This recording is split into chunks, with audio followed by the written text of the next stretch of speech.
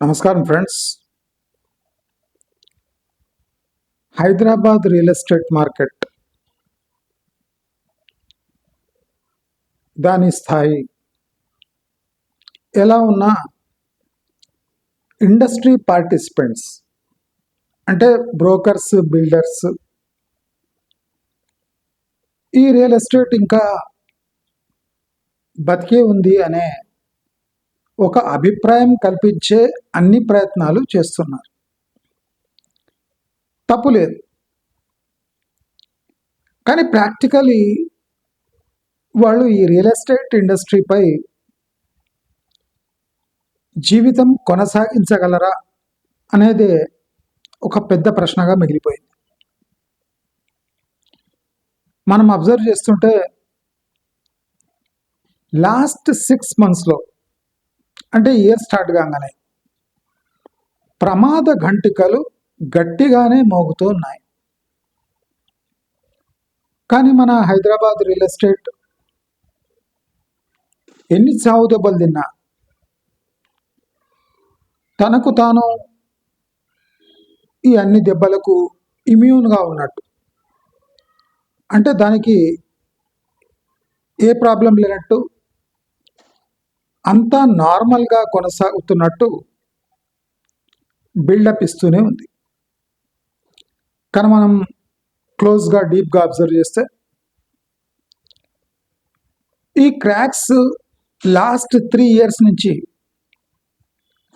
ప్రస్ఫుటంగా కనిపిస్తూ ఉన్నాయి.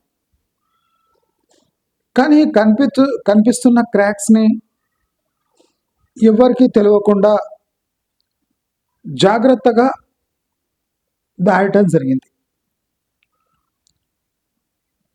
ప్రాక్టికలీ కరోనా తర్వాత విచ్చలవిడిగా loans, finances, banks, financial institutions, బిల్డర్సే కాకుండా ఉద్యోగులకు కూడా విచ్చలవిడిగా లోన్స్ ఇవ్వడం జరిగింది. ఇదే అదునుగా చూసుకొని బిల్డర్స్ బ్యాంక్స్ ఇచ్చిన లోన్స్ని దురుపయోగం చేసి ఒక ప్రాజెక్ట్ అని చెప్పి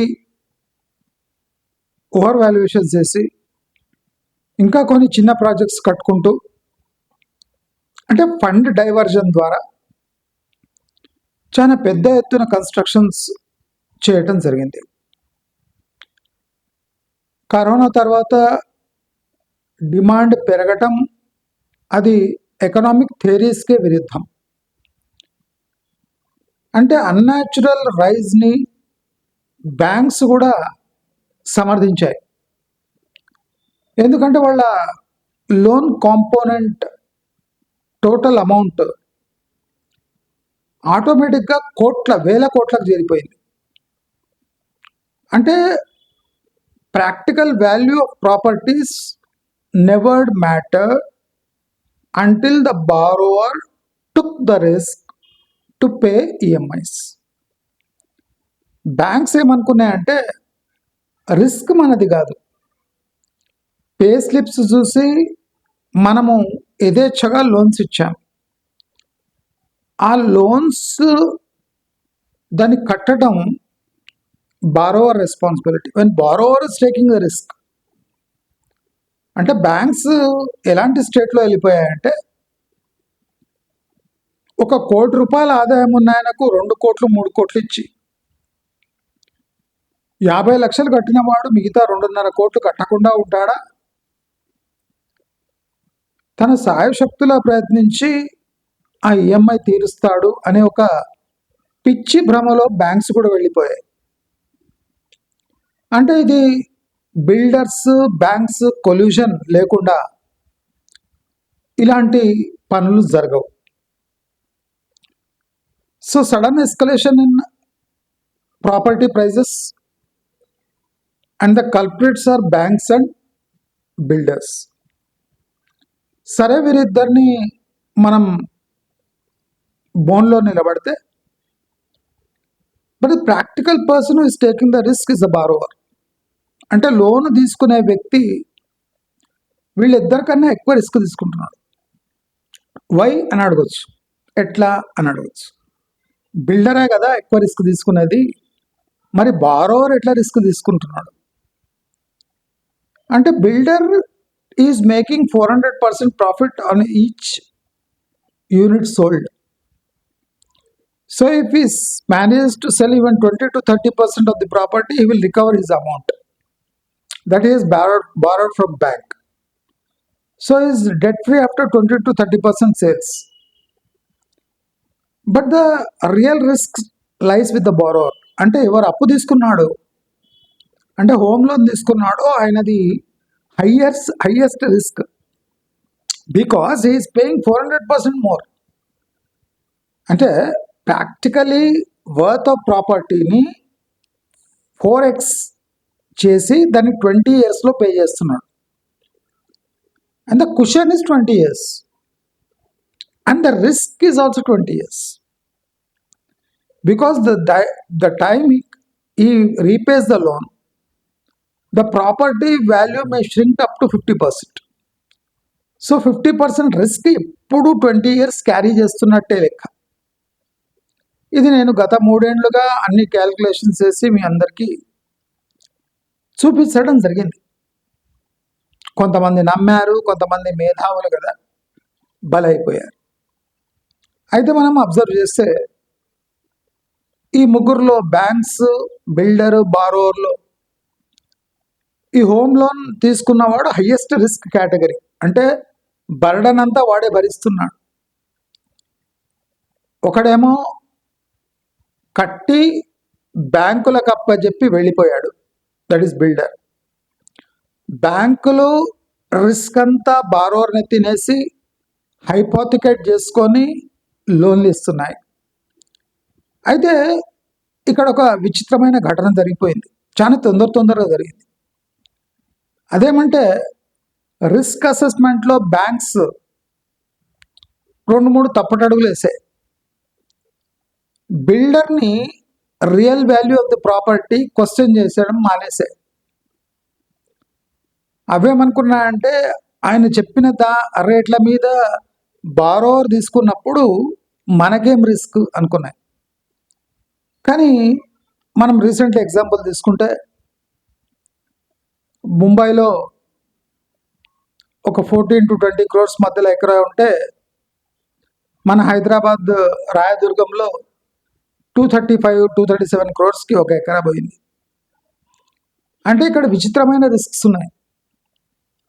దీంట్లో పాత్ర పోషిస్తున్న వాళ్ళు కూడా చాలా విచిత్రంగా ఉన్నారు.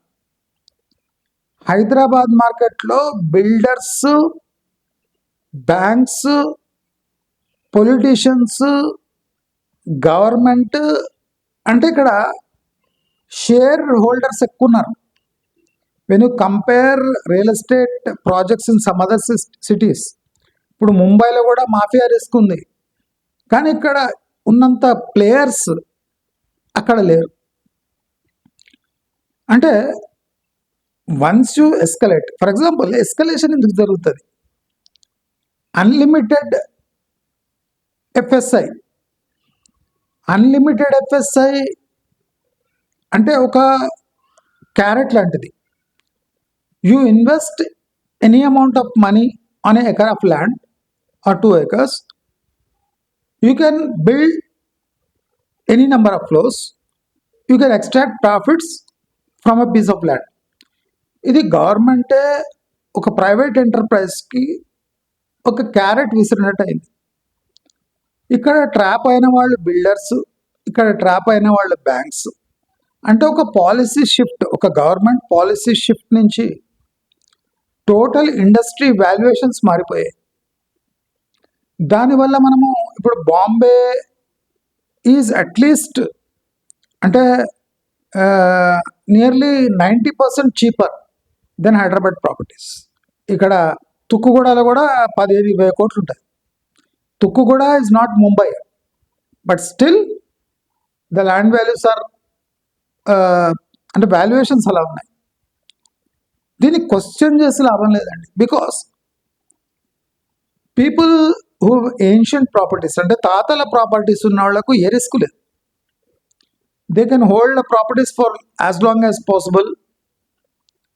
They may get a 5% here out there, a 10% here out there, but risk is negligible. But the people who flip properties, like brokers and real estate people, who own big chunks of land with an agreement, and they have to do some sort of project on that land and sell it as quick as possible. ఈ రిస్క్స్ని negate చేయడానికి they use banks as a leverage. బ్యాంక్స్ని దీంట్లో involve చేసి finance easy చేసేసి తమ ప్రాఫిట్స్ని extract చేయడానికి బ్యాంక్స్ని use చేయడం జరిగింది. ఈ బ్యాంక్స్ ఎట్లా కాన్ఫిడెన్స్ తెచ్చుకున్నాయంటే government policy. When government itself is saying floor space index restrictions లేవు, you can build whatever floors you want and extract the land value అన్నప్పుడు everybody is getting into this mess, and the ultimate loser with UDS is the borrower. మీకు అందరికి అర్థమవుతుంది అనుకుంటున్నా. Ultimate loser is the borrower or home loan taker or an employee or the person who has invested in flats,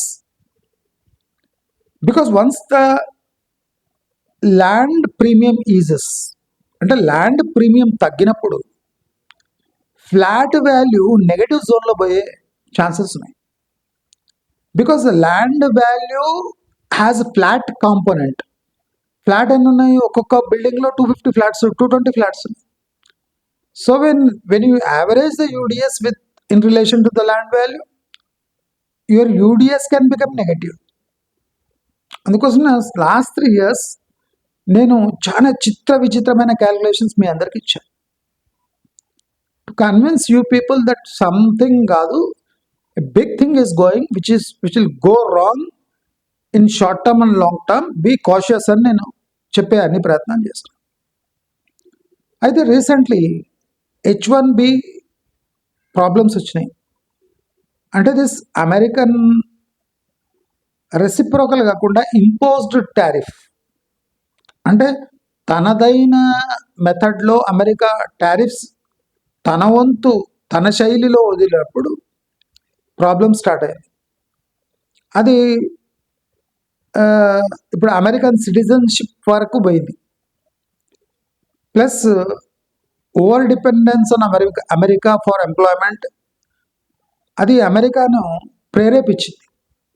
ఇప్పుడు ఏమవుతుందంటే లాస్ట్కి H1B visa restrictions కూడా వచ్చేసినాయి. Almost they have cancelled H1B interviews. So ఇప్పుడు ఇండియాలో చర్చ ఏమంటే H1B వీసా రిస్ట్రిక్షన్స్ వల్ల ఏ టైప్ ఆఫ్ రియల్ ఎస్టేట్ ఎక్కడ ఎక్కువ ఇన్ఫ్లుయెన్స్ అవుతుంది, దీని ఇన్ఫ్లుయెన్స్ ఎక్కడ పడుతుంది H1B వీసా రిస్ట్రిక్షన్స్ అంటే naturally Telugu states. Most of the people are flying to America after getting a IIT or some engineering qualification with 1 or 2 years experiences, Telugu people. So first H1B visa restrictions యొక్క impact Telugu స్టేట్స్పై పడుతుంది. దాంట్లో తెలంగాణ కూడా ఒక major chunk, because Andhra people కూడా via తెలంగాణలో ఉండి ఇక్కడి నుంచి వెళ్ళారు కనుక Telangana will be the most affected reason due to H1B restrictions. So this is the most important aspect that everybody should recognize at least now. ఈ క్రైసిస్ 3 years నుంచి ఉంది. కాంగ్రెస్ గవర్నమెంట్ వచ్చినాక అది ముదిరింది.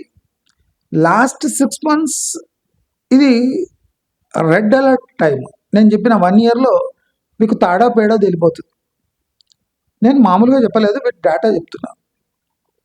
అయితే ఇప్పుడు H1B రిస్ట్రిక్షన్స్ వల్ల first market that will be affected is Hyderabad.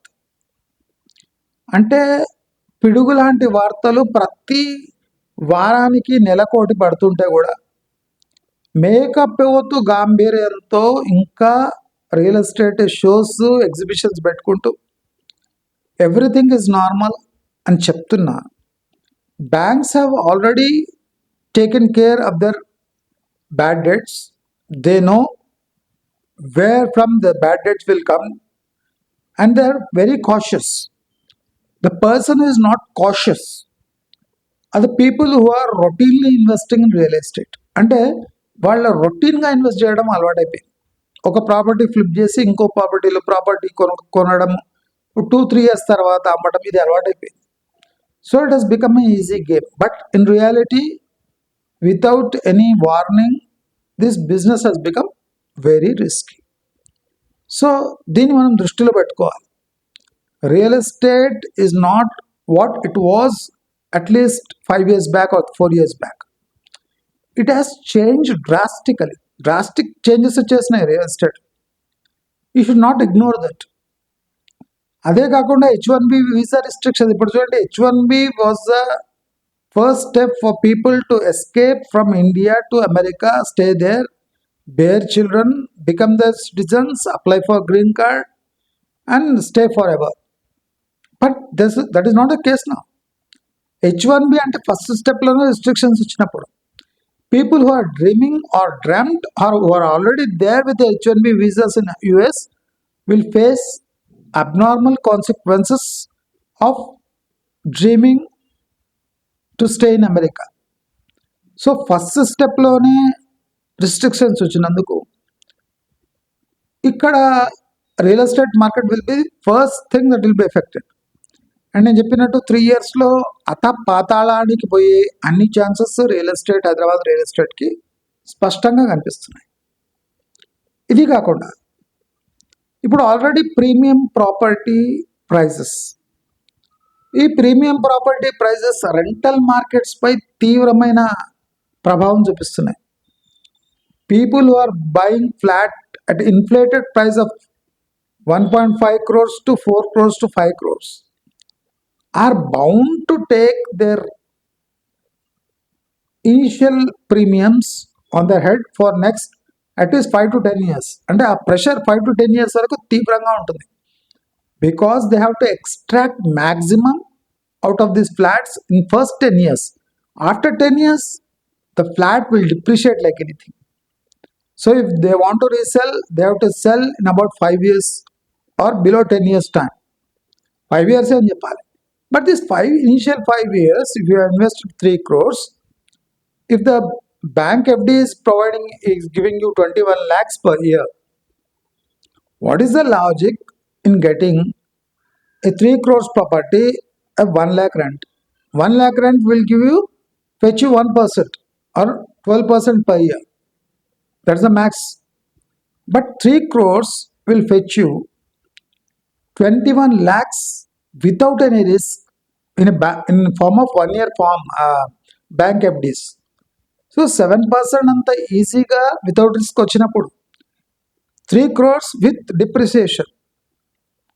depreciation as a sword that is hanging on your neck, and the interest component is only 1% per month, max 1% 1 month. And if the property remains vacant for another 3 or 4 months in between a rental shift, the pressure will increase. So 1 lakh rent అని మన west హైదరాబాద్లో claim చేసిన 3 crore ప్రాపర్టీకి 1 lakh rent is nothing. Actually the property owner is not only losing interest on the property, but is also getting a depreciation receipt at every year. After 5 years, the risk will increase like anything. The interest component will fight with the flats depreciation. అంటే వాళ్ళ లోపలే కొట్లాడుకుంటుంటాయి. Interest risk plus depreciation opposite డైరెక్షన్లో వచ్చి ఒకరికొకటి ఢీకొంటాయి. అప్పుడు property ప్రైసెస్లో భూకంపం వస్తుంది. అయితే ఈ రెంట్ ఎక్స్ట్రాక్షన్ మోజులో పడి మన హైదరాబాద్ రియల్ ఎస్టేట్ ఎక్కడ పోతుంది? ఇప్పుడు కోలివింగ్ అంటే ఆడవాళ్ళు కలిసి మగ కలిసి ఉండటం, ఇలాంటివి పాసిబుల్ అవుతున్నాయి అంటే దానికి రీజన్ మారల్ రిస్క్స్ కాదండి, ఇంట్రెస్ట్ రిస్క్. అంటే ఎవడో వచ్చి ఎలాంటి సంబంధాలు ఉన్నా, ఎలాంటి వ్యాపారాలు చేసినా మనకు ₹1,00,000 రెంట్ ఇస్తా. అది కోలివింగ్ కానివ్వండి, ప్రాస్టిట్యూషన్ కానివ్వండి, మన ఓయో రూమ్ లాగా యూజ్ చేసుకున్నా, ఒక గంటకు యూజ్ చేసుకున్నా పర్వాలేదు. అంటే the 3 crore property is inviting risk, and you have to take risk to cover the interest amount by legally leasing out or renting out properties for illegal co-living things. అంటే ఆడ కలిసి మగ కలిసి ఉంటాము, ముగ్గురు ఆడపిల్లలు ఒక మగ కలిసి ఉంటాడు, నలుగురు మగవాళ్ళు ఒక ఆడపిల్ల కలిసి ఉంటుంది. అంటే ఏమైనా జరగవచ్చు, ఏమైనా జరుగుతుంది కూడా అక్కడ. బట్ మారల్ రిస్క్స్ అనేది చాలా అంటే దీంట్లో కరిగిపోతున్నాయి. ఈ ఇంట్రెస్ట్ కాంపోనెంట్ సంపాదించడంలో చాలామంది తాకట్టు పెట్టేస్తున్నారు. ఒక మంచి ఫ్యామిలీ రెప్యుటేషన్ ఉన్న ఒక ఓనర్ కూడా కోలివింగ్ అలౌ చేస్తున్నాడు, ఎందుకంటే దే ఆర్ పేయింగ్ మోర్. రేపు ఓఐఓ రూమ్ లాగా నేను ఒక 1 day యూజ్ చేసుకుంటా, మీకు 10,000 ఇస్తా అంటే ఎవడని ఇచ్చేస్తాను. And they can bring anyone, do immoral things, illegal things, and get at evening 10,000 5,000 పడేస్తా, మీ ప్రీమియం ఫ్లాట్ ఫర్నిష్డ్ ఫ్లాట్ నాకు ఇవ్వండి, నేను సాయంత్రం వరకు నేను ఎంజాయ్ చేసి వెళ్ళిపోతా అంటే ఆ ట్రెండ్ కూడా స్టార్ట్ అయ్యే చాలా అవకాశాలు ఉన్నాయి, కొన్ని చోట అయ్యాయి అని నాకు అందుతున్న సమాచారం. అంటే పొద్దున్న తీసుకొని సాయంత్రం ఇచ్చేట హోటల్ కన్నా cheap.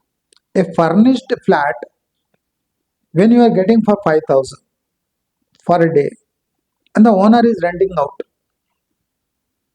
telling people that they are our relatives, they are enjoying whole day, paying 5,000 for a furnished flat which looks very luxurious, which is furnished with fridge, bathtub, wash areas, kitchen, sofas, chandeliers.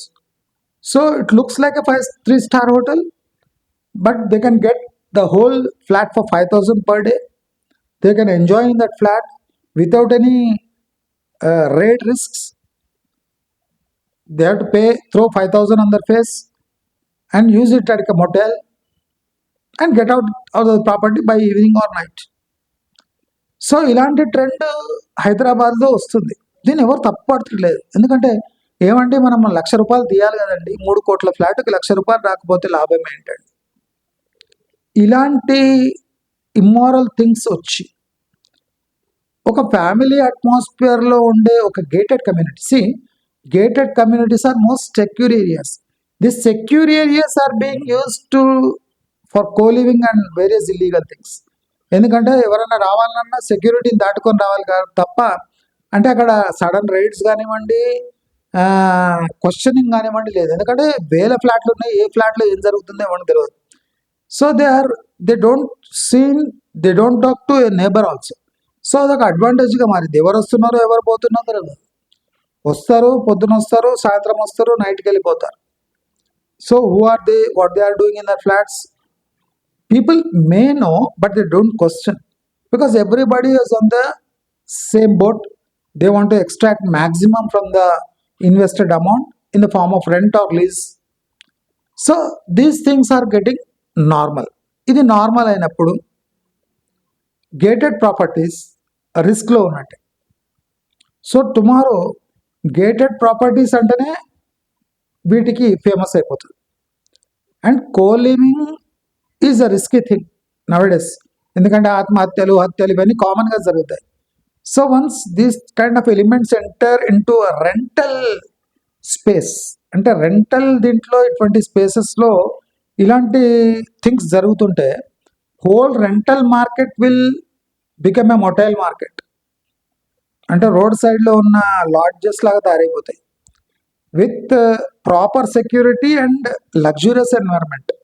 ఇప్పుడు ఒక LADS కాకుండా లాడ్జ్కు 2-3 వేలు ఇచ్చే బదులు ఒక 5,000 ఇస్తే మనకు furnished flat, luxury flat దొరికినప్పుడు people opt for a secure 1 day motile. అంటే మీరు ఇమాజిన్ చేసుకోండి, మన రెంటల్ మార్కెట్స్ ఎంత ఘోరమైన స్థితిలో వెళ్ళిపోతున్నాయి. For what? Because the people have taken the flat beyond their means, which are beyond their means, personally converted into a commercial venture later to fulfil the EMI pressure. EMI ప్రెషర్ని దాన్ని neutralise చేయడానికి they have converted their flat, a family flat, into a lodge. So risks are increasing. Tomorrow something can happen. Tomorrow rowdy elements or notorious people can enter your flat. They can create ruckus, they can create a sense of insecurity in this things. అంటే మనం imagine చేసుకోలేము అంత risks ఉంటాయి. అంటే if you give to a known person it's okay, but if you are leasing out to or renting out to or using it as a motel for one day, the risks increase. ఇప్పుడు గోవా లాగా, Goa market లాగా అయిపోతుంది, but Goa is regulated, but Hyderabad is very vast and is totally unregulated. మీరు imagine చేస్తే this not on the Hyderabad is not on the tourist map. So the people who are coming may come with different purposes, not with same purpose. And Hyderabad అంటే lease పరంగా, rent పరంగా అది totally out of bounds for ordinary people. ఇప్పుడు 1 lakh rent pay చేయాలంటే ఆయన salary at least 40 to 50 lakh రేంజ్లో ఉండాలి. ఎంతమంది 40 to 50 lakh ఎర్న్ చేసే వాళ్ళు హైదరాబాద్లో ఉంటున్నారు? అంటే ఈ క్యాల్కులేషన్స్ లేకుండా లగ్జరీ విల్లాస్, లగ్జరీ ప్రాపర్టీస్ మీరు బై చేసిన దాన్ని రెంట్ పోర్షన్ ఎక్స్ట్రాక్ట్ చేయడానికి పోయి you are losing your moral things, not only moral things but the actual purpose of the ప్రాపర్టీని మీరు తాకట్టు పెట్టి ఇల్లీగల్ ఇమ్మారల్ థింగ్స్కి దిగజారుతున్నారు. That is become norm. అంటే there is something big is going to happen Hyderabad real estate. So నేను చెప్పేది ఒకటే, the amount of premium you pay which is అన్టైనబుల్ in short term are long term, and if you want to extract the premium through renting or leasing out your properties, it becomes a mess. This is not an asset, this is a mess. అర్థమవుతుందా? నేను మొన్న ముంబై, థానే ఎందుకు example ఇచ్చిన అంటే, if real estate falls, it will fall నేను చెప్పినట్టు ఒక 150-200% కాదు, ఇట్ విల్ ఫాల్ నియర్లీ 300-400%. అంటే ఈ 7 yearsలో ఏ రైజ్ వచ్చిందో అదే స్టాండర్డ్లో స్టీప్ ఫాల్ వస్తుంది. కాబట్టి అందరూ మిస్ఇంటర్ప్రిట్ చేసుకోకండి. 1 lakh rent, 50,000 rent is not a small component of a person's earnings. If you want to take a moral stand on rents, it should not be more than 10% of your earnings. And if you are giving 1 lakh rent per month, so your year salary should be somewhere about 60-80 lakhs. But how many people are earning 60-80 lakhs in Hyderabad? Kada. When you compare it to Mumbai or Gurgaon or Delhi or some other Chandigarh or Chennai or Bangalore, the people who are earning such big chunks of money is negligible in Hyderabad, at least in Hyderabad. Except pharma company executives or some senior members or business people can earn that much amount, but not an ordinary employee. Still the real estate is in a state of what you call a atmosphere which is falsely built on government assurances, and the builders' greed is going to blow up Hyderabad real estate in coming months and coming years. అందుకోసం మనం అంతా చాలా జాగ్రత్తగా ఉండాలి. Once కో-లివింగ్ culture వచ్చింది అంటే most of the flats which they have bought for premium will be converted into motels, అంటే road side lodge లాగా తయారైంది. కాబట్టి ఇది పతనానికి ఒక ఫస్ట్ సెకండ్ స్టెప్స్ ఇవి. ఇక్కడి నుంచి భారీ పతనం మొదలై ఫ్యామిలీ ప్రాపర్టీస్ అంతా కమర్షియల్ ప్రాపర్టీస్గా మారిపోయి దాని వాల్యూ ఎక్స్ట్రాక్ట్ చేయలేక ఇల్లీగల్ డెన్స్ లాగా మారిపోయి, అంటే whole concept of luxury family life will funnel into a commercial immoral business. So అందరూ అలర్ట్ అయిపోవాలి. రియల్ ఎస్టేట్ వాళ్ళు రియలైజ్ చేసుకోవాలి. వాళ్ళ ప్రీమియమ్స్ మన సొసైటీని ఎటువైపు నడిపిస్తున్నాయని అందరూ ఆలోచించి పెట్టుబడులు పెట్టాలని అందరినీ కోరుకుంటూ నమస్కారం.